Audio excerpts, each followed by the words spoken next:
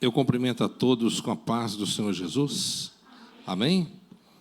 Os irmãos que têm a sua Bíblia, vamos abri-la no livro de 1 Coríntios, 2 Coríntios, capítulo 12.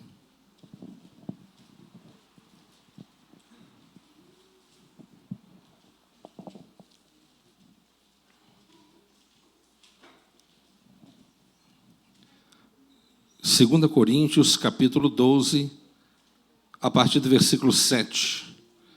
Nós vamos meditar mais um pouco sobre esta palavra de Paulo. Quem encontrou, diga amém. 2 Coríntios, capítulo 12, versículo 7. E para impedir que eu me tornasse arrogante por causa da grandeza dessas revelações, foi-me colocado um espinho na carne, um mensageiro de Satanás, para me atormentar. Por 3 vezes roguei ao Senhor que o removesse de mim. Entretanto, ele me declarou: a minha graça te é suficiente, pois o meu poder se aperfeiçoa na fraqueza. Sendo assim, de boa vontade, me gloriarei nas minhas fraquezas, a fim de que o poder de Cristo repouse sobre mim. Por esse motivo, por amor de Cristo, posso ser feliz nas fraquezas, nas ofensas, nas necessidades, nas perseguições, nas angústias. Porquanto, quando estou fraco, é que sou forte. Amém? Pode tomar o seu assento em nome de Jesus.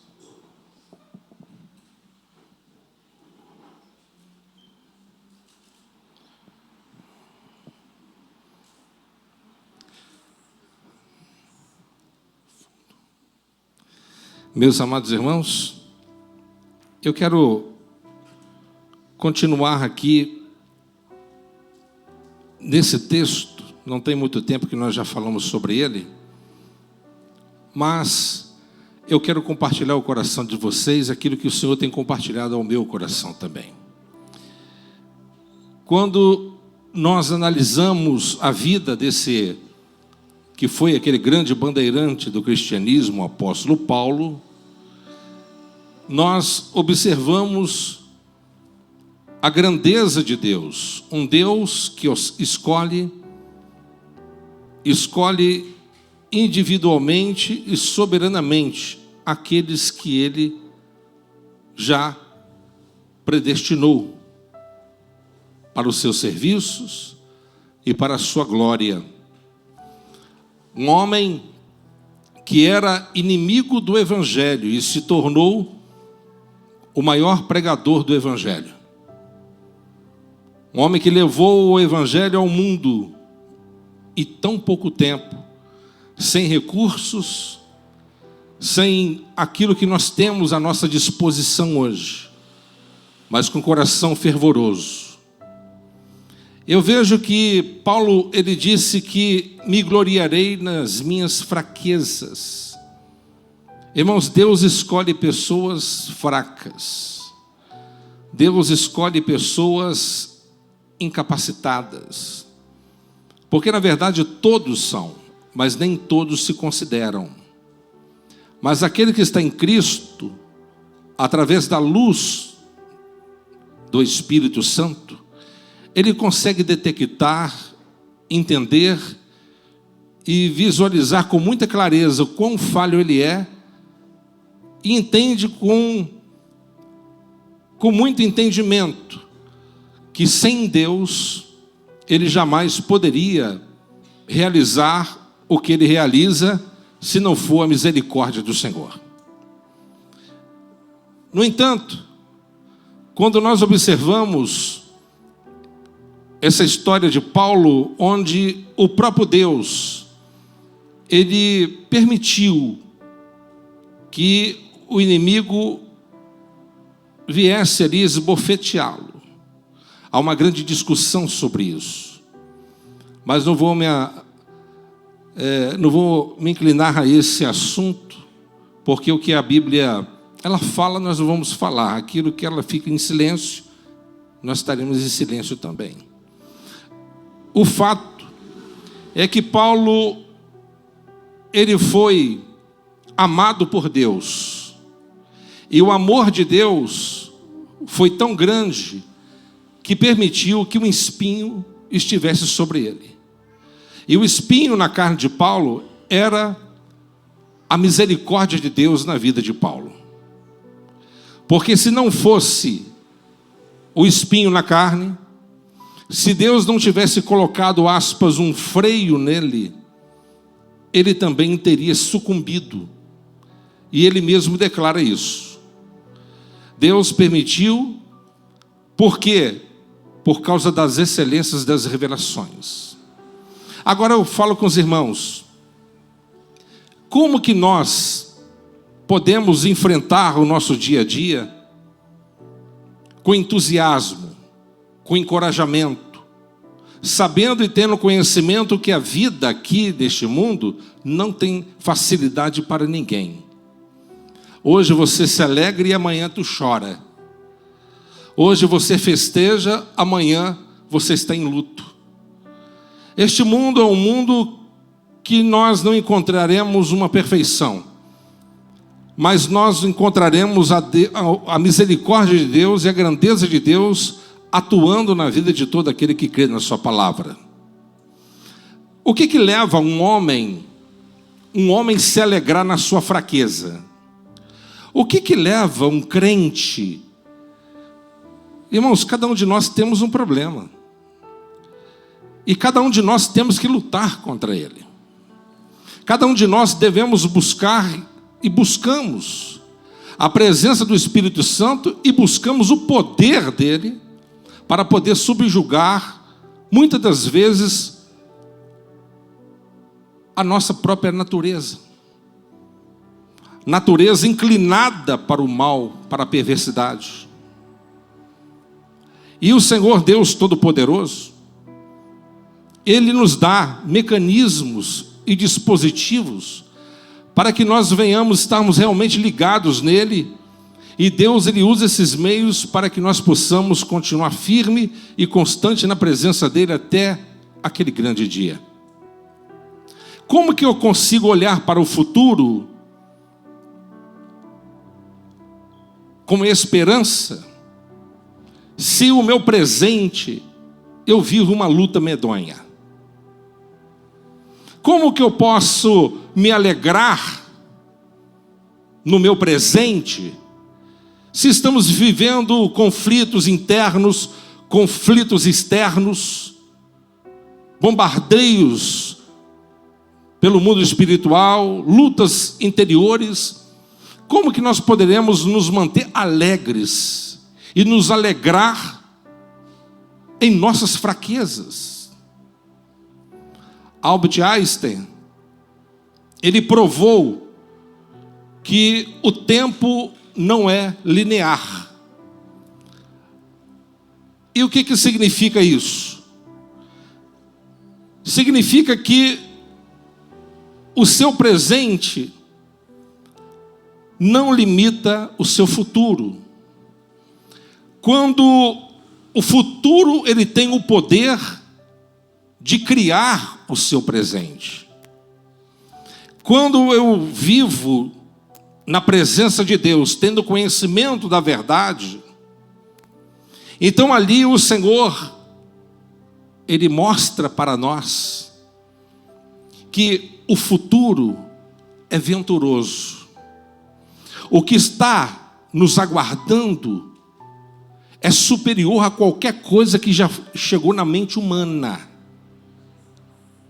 E quando eu trago isso para o meu presente, mesmo diante de tribulações e lutas, eu consigo me alegrar pelas minhas fraquezas. Por quê? Por meio delas, Deus me conduzirá em rédeas curtas, para que eu não venha me perder lá na frente, mas a maior motivação que está em nossos corações é o que Deus ele preparou para aqueles que vos amam. Amém? Que é a glória do Senhor.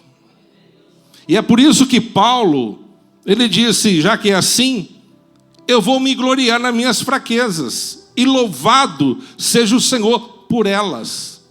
Porque se não fosse essas fraquezas, se não fosse esse diabo me importunando, me humilhando, me ofendendo, se não fosse essa luta, o meu coração ia se ensorbebecer. Eu iria me achar o cara. Eu ia me achar a melhor pessoa da minha geração. E cá para nós, e era.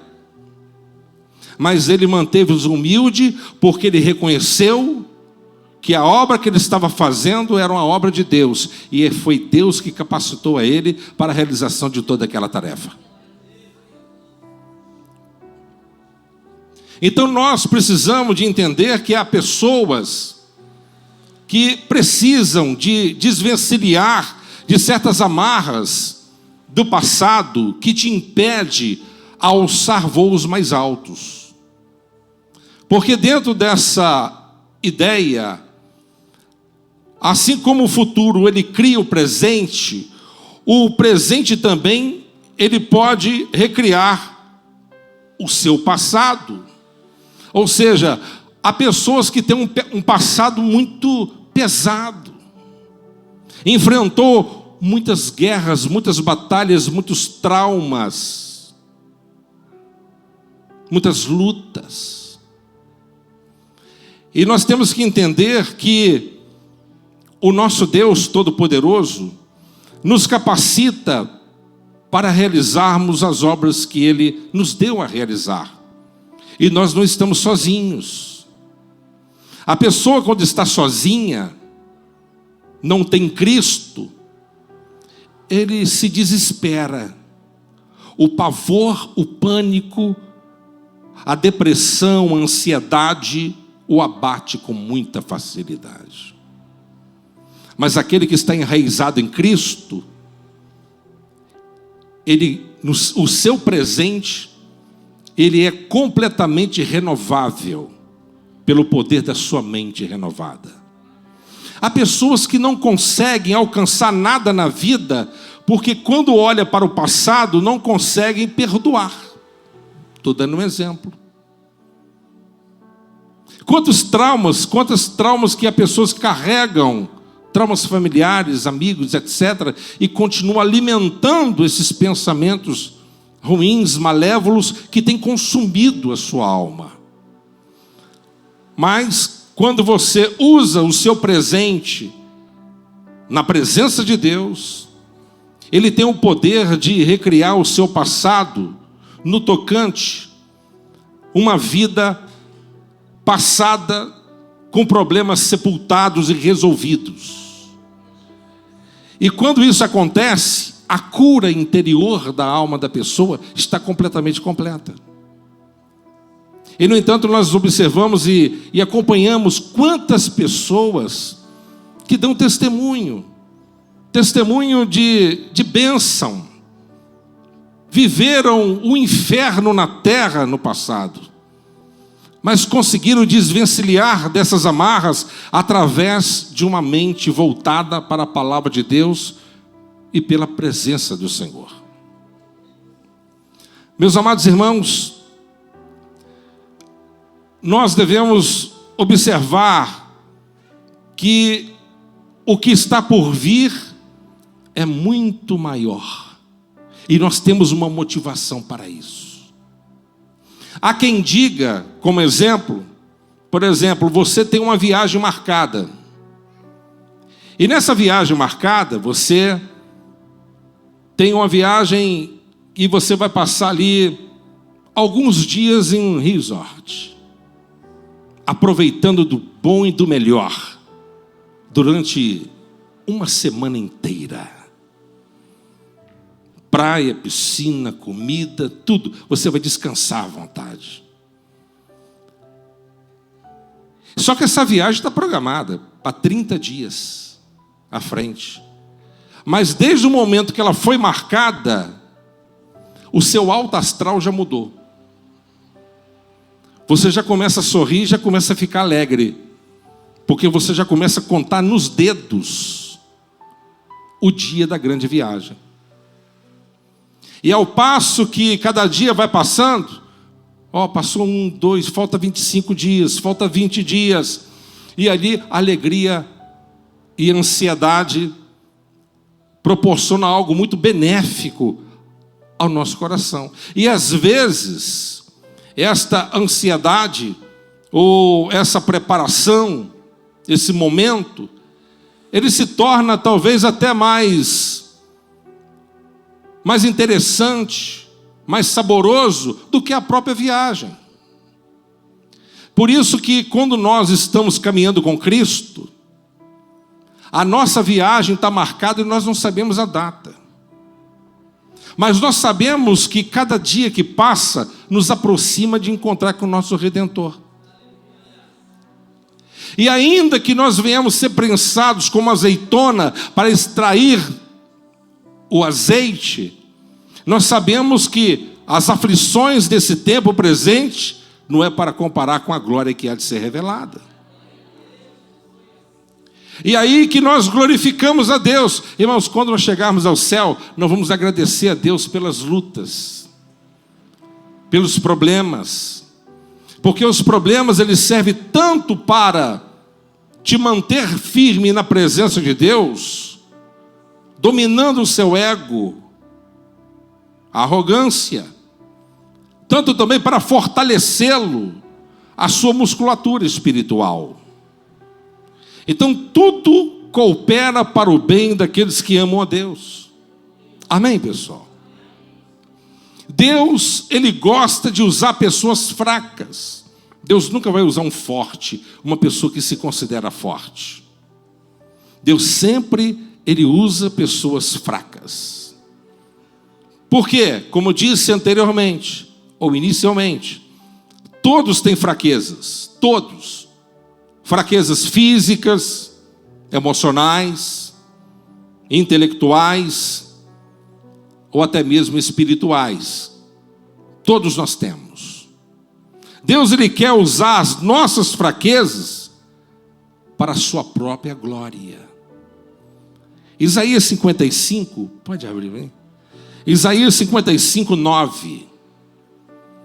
Deus, Ele quer usar as nossas fraquezas para a sua própria glória. Amém?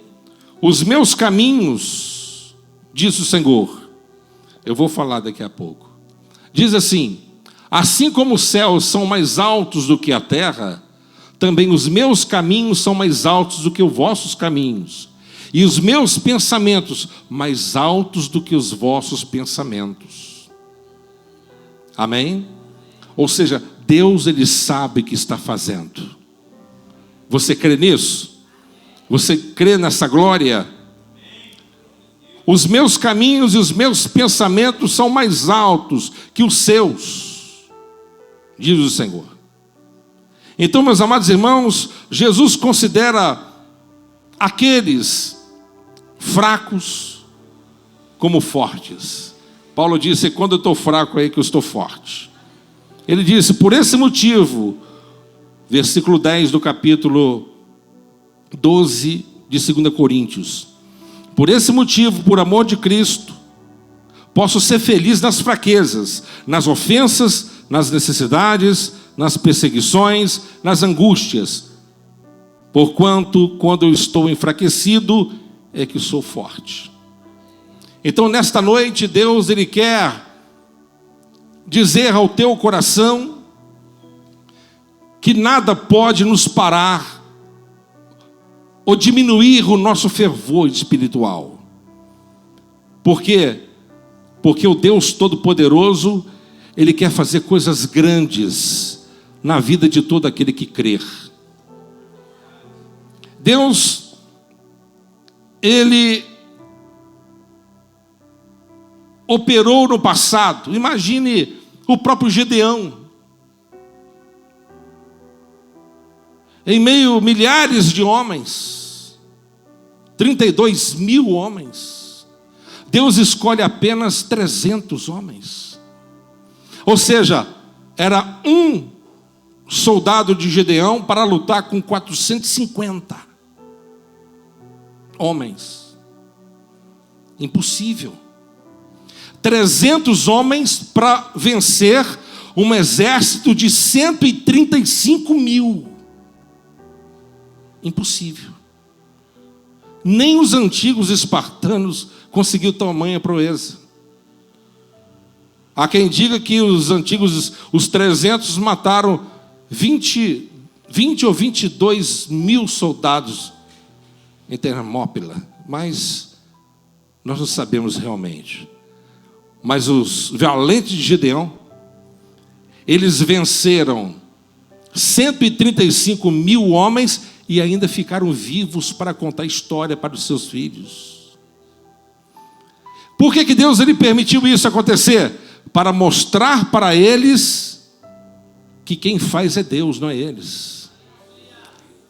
É Deus que vence as nossas guerras, é Ele que vence as nossas batalhas. Amém?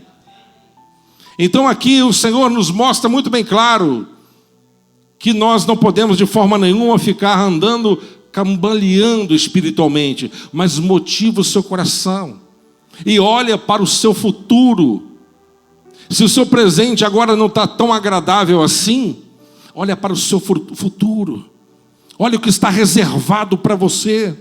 O céu de glória, a eternidade. As lágrimas serão secas dos nossos olhos. Não haverá no lugar que nós estaremos indo, não haverá choro, não haverá pranto, não haverá doença, não haverá escassez. Não haverá mentira, não haverá demônios. Nós estaremos ao lado do Cordeiro para toda a eternidade.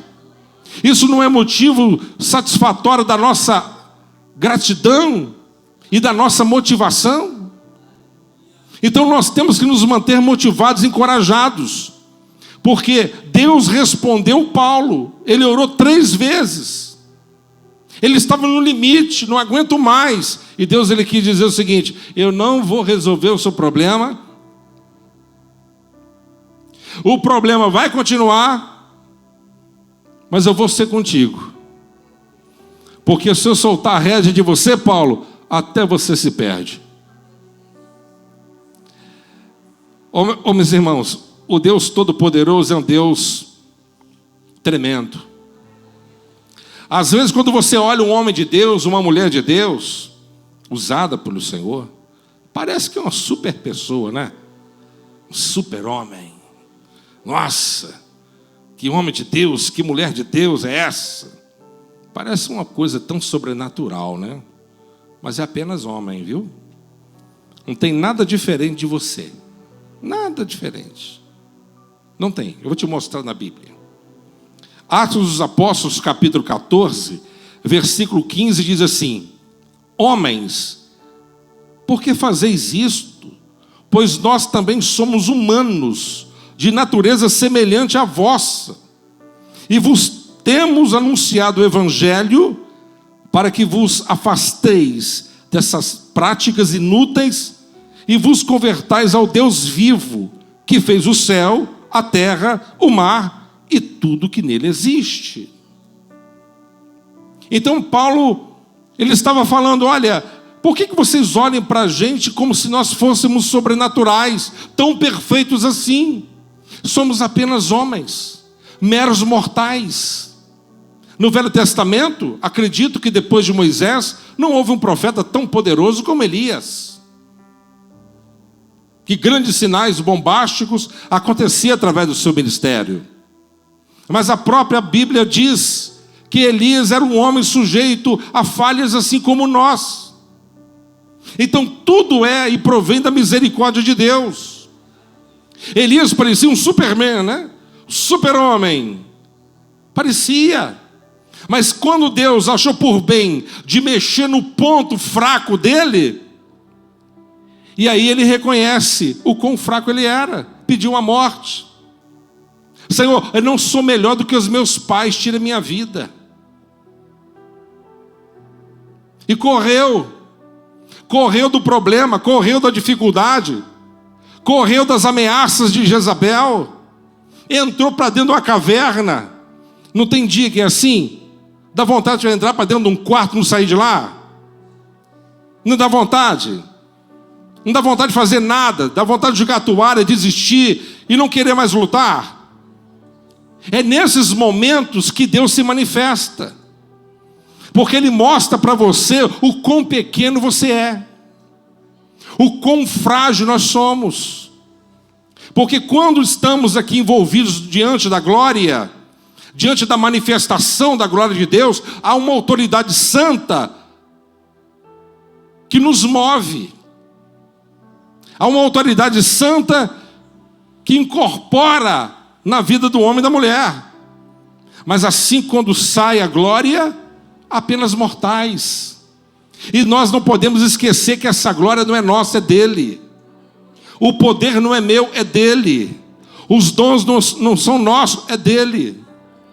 Você pode preparar um sermão maravilhoso, tecnicamente perfeito, mas se o Espírito Santo não soprar ali, não tocar, os corações não se convertem. É Deus que faz. O apóstolo Paulo disse: vocês estão criando partidos dentro da igreja. Uns estão dizendo: eu sou de Paulo, intelectual e tão metódico em suas explicações teológicas. O outro, Apolo, de Alexandria, era um pregador eloquente. Aí eu gosto dele, que é mais fervoroso. Então havia um partido. Aí Paulo disse: eu preguei, Apolo, e quem dá o crescimento? Um rega, o outro planta, semeia, mas quem dá o crescimento é o Espírito Santo. Amém, pessoal? Então regozije-se na sua fraqueza. Amém? Então muitas das coisas que nós estamos enfrentando lá de cá desta vida, não tenha dúvida, é para o nosso próprio benefício. Nós não sabemos em partes, mas no momento certo, Deus ele vai nos revelar e nós glorificaremos a Ele para toda a vida, por toda a eternidade. Amém? Então o apóstolo Paulo declara a sua felicidade com um espinho. Ele disse: quando eu estou fraco, então sou forte. Meus irmãos, sempre que se sentia fraco, Deus iria lembrá-lo de quanto ele era dependente de Deus. Então aqui o Senhor, o Deus Todo-Poderoso, Ele quer dizer a nossos corações: não pare, continue. O tempo não é linear. Amém? O seu presente não define o seu futuro, ou não define o seu destino. Amém? As coisas se modulam. Quando nós olhamos para o futuro com olhar de encorajamento, de esperança, de fé, sabendo o que está nos esperando, isso nos encoraja a continuar firmes e constantes na presença do Senhor, mesmo diante de retaliações, mesmo diante de sofrimentos. Porque, meus amados irmãos, tem coisas que Deus não permite que aconteça na nossa vida, é para o nosso próprio benefício. Você já percebeu que a maioria das coisas que você pede a Deus, ele fala não para você? Já se tocou nisso? E abro aspas aqui: aprenda a falar mais não do que sim. Você vai viver bem melhor, viu? Amém? Por que Deus não te dá tudo que você pede? E a gente pede a beça. Por quê? Nem tudo Ele nos dá. Por quê? Você vê lá no livro de Deuteronômio, você vai lá, não, 613 não. Não faça isso não. Aí vem um decálogo resumindo a 613. 10 mandamentos, não faça isso, não faça aquilo. Não. Porque nós não sabemos o que realmente é melhor para a gente. Ele vai falar sim para você quando aquilo que se está pedindo está dentro do cronograma dele, dentro do projeto dele. Vou te dar um exemplo. Havia aquela mulher chamada Ana, esposa de Elcana. Ela ficou humilhada debaixo do seu próprio teto durante 25 anos, porque Penina o espizinhava, humilhava, chamava ela de infrutífera e etc. Mas no momento aprazado, ela fez um pacto com o Senhor. Ela pediu, o pedido dela, eu acredito que a resposta ela veio mediante a petição correta. Ela falou: Senhor, se o Senhor me der um filho, me deu o prazer de gerar uma criança do sexo masculino, eu devolvo a ti. Deus, ele falou assim, olhou, falou assim: estou precisando de um profeta. A luz de Israel está quase apagando. Estou precisando de um sacerdote também. Deus, ele falou assim, assinou embaixo: está feito. Eu vou abrir aqui. Quando você pede a Deus muito dinheiro, você quer crescer muito, Deus te pergunta: para que você quer? Para poder se exibir? Ou para poder ajudar? Ou para poder empregar mais pessoas? Ou para poder fazer e mudar a vida de muitos que estão ao seu redor? É diferente. Então Deus, ele vai nos responder mediante os seus próprios propósitos. Deus, ele poderia ter tirado esse problema na vida de Paulo, mas Deus iria destruí-lo e acachapá-lo. Deus estaria mandando Paulo para o inferno se fizesse isso. Mas Deus preservou e ele entendeu. E ele entendeu.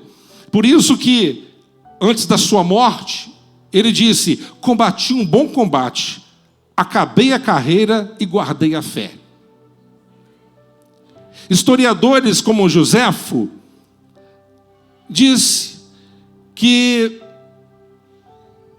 lá no Coliseu, na época de Nero, o imperador ficou muito confuso, porque ele mandou dizimar centenas e milhares de cristãos, porque propositalmente ele mandou colocar fogo em 10 bairros de Roma. Somente 3 que eram cristãos ele não colocou, e a culpa colocou nas costas dos cristãos. E diz a Bíblia que iria vir a perseguição sobre eles, e Jesus avisou isso. Jesus, ele avisou. E ali Nero começou a ser um chicote, mas quem pagou o pato ali foi os cristãos. A história diz que faltou árvores, porque cortaram todas as árvores para fazer postes, para pendurar crente, untar eles e meter fogo. As arenas, quando jogavam os cristãos no meio das arenas, com as suas famílias, filhos, etc., os cristãos, ao invés de correr para um lado e para o outro, ficar apavorados, querendo subir no muro, não sei, eles começavam a soltar os leões, tigres, touros, animais ferozes, para poder matar, e eles começavam a cantar. Ele não entendia, peraí, como que pode? Eles vão morrer agora. Os filhos deles vão ser dilacerados na frente deles. Esse povo está cantando. Por quê? Não dá para entender, humanamente falando. Sabe por quê? Porque os olhos deles estavam no futuro que estavam esperando. Sabiam muito bem que a morte era apenas o passaporte para chegar no seu destino final. Então, quando temos essa plena consciência, eu quero dizer para você que você não se deixará abalar por nada, nem por um escândalo que acontecer no meio cristão. Você não vai se escandalizar por nada. Por quê? Tem pessoas que saem da igreja por causa de uma decepção. Sai porque o pastor fez uma coisa errada. Tudo bem. Se o seu pastor é um ladrão, se ele é um adúltero, se ele não vive de acordo com a palavra, até eu sairia de lá. Mas procure outro lugar, certo? Agora, eu usar isso como desculpa para não querer mais Cristo, não foi esse pastor que deu a vida por mim. Não foi ele que morreu na cruz do Calvário pela minha vida. Não foi aquele que me ofendeu dentro da igreja que entregou a sua vida por mim. Então, o que Isaías ele disse? Olhai para mim, ó vós todos, e sede salvos, ó vós todos moradores da terra. Então você, a partir do momento que você olhar somente para Cristo, você está fundamentado na rocha. Porque aqui nós iremos nos decepcionar e decepcionaremos. Porque somos falhos, somos imperfeitos. E nós temos que aprender a suportar um ou outro. Sabe por quê? Porque você não é tão bom assim. E muitas das vezes nós temos uma grande dificuldade. E às vezes, principalmente, os cristãos são muito hipócritas em certos casos. Porque nós acusamos certas pessoas de certos pecados que nós aprovamos na nossa própria vida. Amém? E aí, quando nós nos vestimos com a couraça da humildade, não tenha dúvida, você estará caminhando em passos largos para obter a vitória final. Amém? Glória a Deus. Os cristãos, como dizia um puritano, dizia que os cristãos são como flocos de neve. Somos fracos, né? Mas quando estamos juntos, poderemos parar um trânsito. O grande missionário Hudson Taylor, ele disse: todos os gigantes de Deus são pessoas fracas. Já leu sobre Hudson Taylor? Talvez no livro Heróis da Fé você o encontre. Leia sobre este homem. Então ele disse: todos os gigantes de Deus são pessoas fracas, são dependentes. Todos nós somos dependentes de Deus. E o que isso significa? Significa que não há motivo de você ficar prostrado.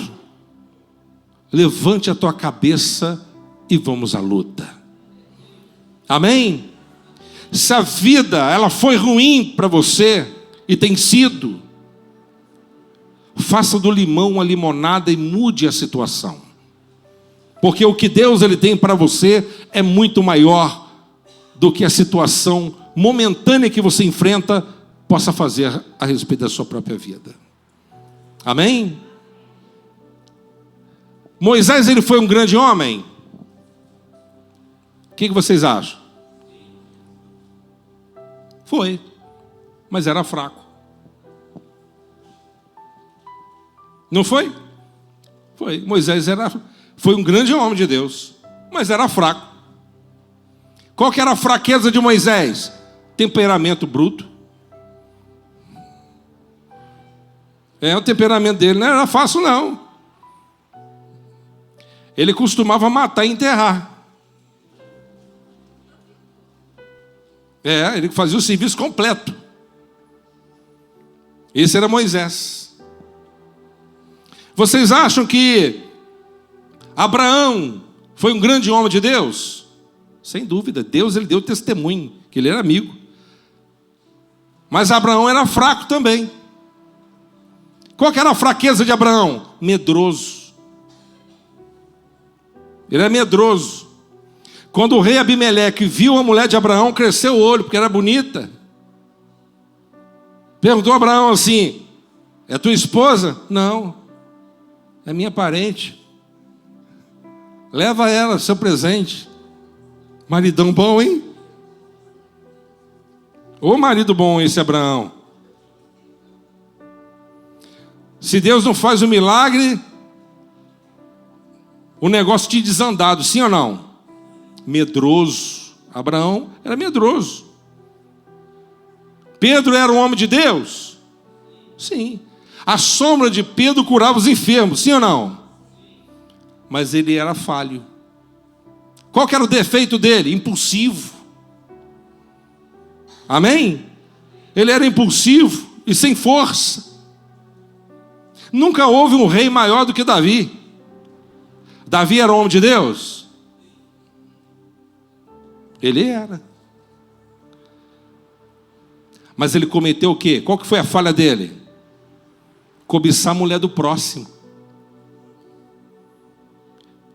E para ele possuir a mulher do próximo, estava disposto a qualquer coisa, até tirar a vida do sujeito. E fez. Eu brinquei aqui uns dias atrás aqui, perguntando aos irmãos se os irmãos ficariam felizes se Davi fosse membro aqui da nossa igreja. Né, Luciano? Você ficaria feliz? Eu não posso te dar toda certeza, não. Porque pode crescer o olho na minha mulher querer me matar depois, eu estou enrolado. Deixa ele congregar naquela igreja lá da frente, lá que é melhor. Então, irmãos, todos são falhos. João, não, aí isso pegou pesado, porque João, ele é um discípulo do amor, né? Ah, é. Mas o que ele era antes? Era chamado de Boanerges, filho do trovão. Foi ele que pediu, ele e o irmão dele, pediu a Jesus para poder acabar com os samaritanos. Jesus, me dê autoridade aí que vão resolver isso logo. Eu vou clamar igual Elias clamou, vai descer fogo, vai matar essa cambada toda. Isso era João. Não havia amor, mas o desamor dele se tornou amor, através do poder do Espírito Santo. Amém? Deus, ele é especializado, irmãos, em transformar fraqueza em força. Amém? A sua fraqueza, ela vira força. Então, não há problema nenhum nós compartilharmos com Deus as nossas fraquezas, de uma forma sincera. E não tenha dúvida, Deus, ele vai fazer de você um crente muito melhor do que você já é. Amém? E para mim terminar, Deus, ele concede graça aos humildes. Qual foi o perigo que estava ocorrendo na vida de Paulo? Ele se ensoberbecer, mas ele tinha que ser humilde. Humildade, irmãos, não é se sujeitar ou negar a própria força, mas principalmente ser sincero a respeito das suas próprias fraquezas. Isso é humildade. Porque a maioria dos líderes, eles não são sinceros nisso. E é por isso que a maioria cai. Eles querem demonstrar para um povo uma santidade que só existe lá.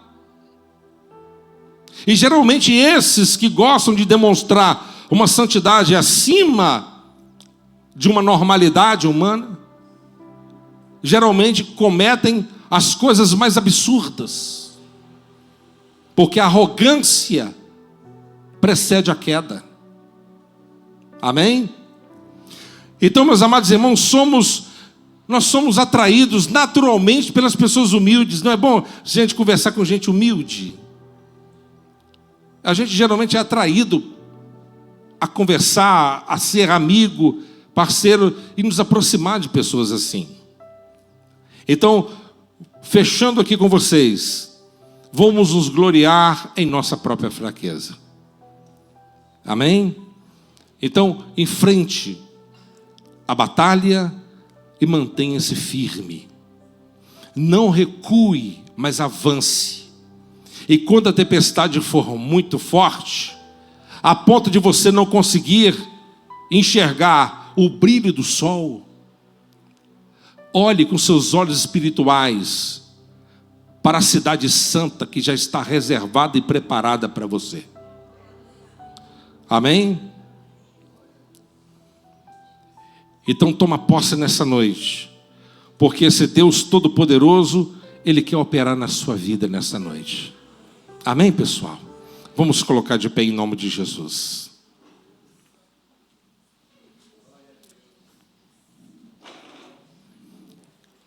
Hoje eu acho que eu terminei essa mensagem. Mas daqui a pouco vem de novo, né? Glória a Deus. Nós vamos orar neste momento. Eu quero convidar você a colocar as mãos no seu coração e nós vamos orar. Você que não está aguentando mais a batalha, a luta, a dificuldade, mas você entendeu que tudo coopera para o seu bem. Tudo coopera. E Deus está trabalhando ao teu favor aqui nessa noite. Amém? Em nome do Senhor Jesus. Confesse a Ele, abre o teu coração. Amém? E se alegre no Senhor. Alegre o teu coração no Senhor. Porque a alegria do Senhor é a nossa força.